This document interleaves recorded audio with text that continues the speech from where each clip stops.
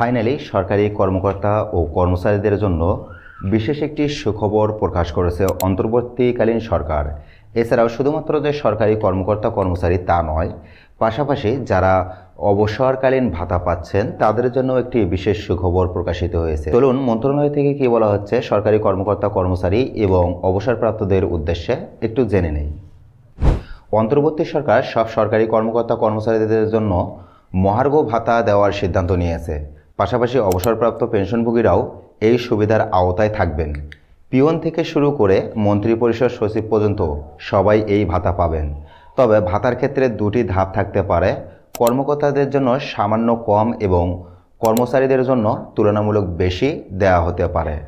জনপ্রশাসন মন্ত্রণালয়ের তথ্য অনুযায়ী সরকারের বিভিন্ন মন্ত্রণালয়, বিভাগ, অধিদপ্তর, দপ্তর, কর্পোরেশন এবং স্বায়ত্তশাসিত প্রতিষ্ঠানে 14.5 লাখেরও বেশি কর্মকর্তা ও কর্মচারী কর্মরত রয়েছেন। জীবনযাপনের ব্যয় সামাল দিতে নিত্য প্রয়োজনীয় পণ্যের দাম বৃদ্ধির কারণে যে অতিরিক্ত ভাতা দেওয়া হয় সেটি মহার্ঘ ভাতা নামে পরিচিত। এটি মূল বেতনের একটি নির্দিষ্ট শতকরা অংশ হিসেবে প্রদান করা হয়। অর্থাৎ মহার্ঘ ভাতা চালু হলে কর্মকর্তা কর্মচারীদের মোট বেতন বৃদ্ধি পাবে।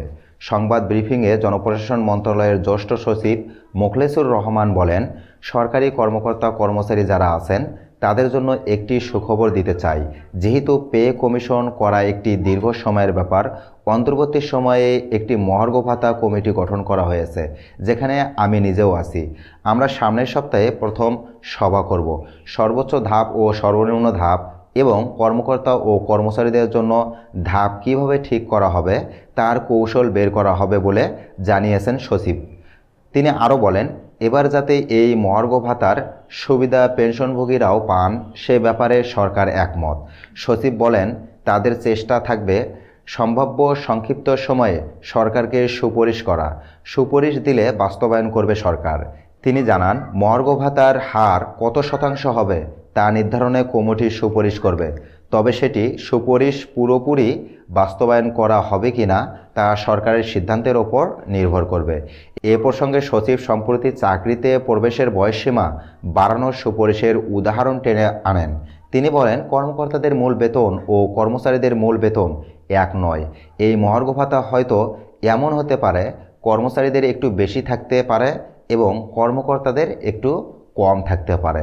তার মানে বিষয়টি দাঁড়াচ্ছে, যারা পে স্কেল কমিশন গঠনের বিষয়ে জানতে চাচ্ছিলেন তারা অবশ্যই জানতে পারছেন যে আসলে পে স্কেল গঠন অন্তর্বর্তীকালীন সরকারের সময় হচ্ছে না। অন্তর্বর্তীকালীন সরকারের সময়ে যেটি উদ্যোগ নেওয়া হয়েছে সেটি হচ্ছে মহার্ঘ ভাতা, অর্থাৎ যারা অলরেডি চাকরিতে যুক্ত আছেন এবং যারা অবসরে চলে গেছেন তাদের যাতে জীবনযাত্রার মান স্বাভাবিক রাখা যায়, এই উদ্যোগেই আসলে এই মহার্ঘ ভাতা দেওয়ার সিদ্ধান্ত গ্রহণ করা হয়েছে। এবং এই সিদ্ধান্তে এটাও বলা হয়েছে যে কত পার্সেন্ট পর্যন্ত বেতন বৃদ্ধি পাবে বা এই মহার্ঘ ভাতা কত পার্সেন্ট দেওয়া হবে বেতনের, সেটি সিদ্ধান্ত নিতে আরও কিছুদিন সময় লাগবে। তবে পরবর্তী যে কোনো আপডেট চলে আসলে অবশ্যই আপনাদেরকে সে সম্পর্কে জানানোর চেষ্টা করব। অবশ্যই এই ভিডিওটি ভালো লেগে থাকলে একটি লাইক দিয়ে দিবেন। চ্যানেলে যদি আপনি নতুন দর্শক হয়ে থাকেন তাহলে অবশ্যই চ্যানেলটিকে সাবস্ক্রাইব করে পাশে থাকা বেল আইকনটি বাজিয়ে দিবেন। দেখা হচ্ছে আবারও নতুন কোনো ভিডিওতে নতুন কোনো টপিক নিয়ে। সে পর্যন্ত ভালো থাকুন, সুস্থ থাকুন।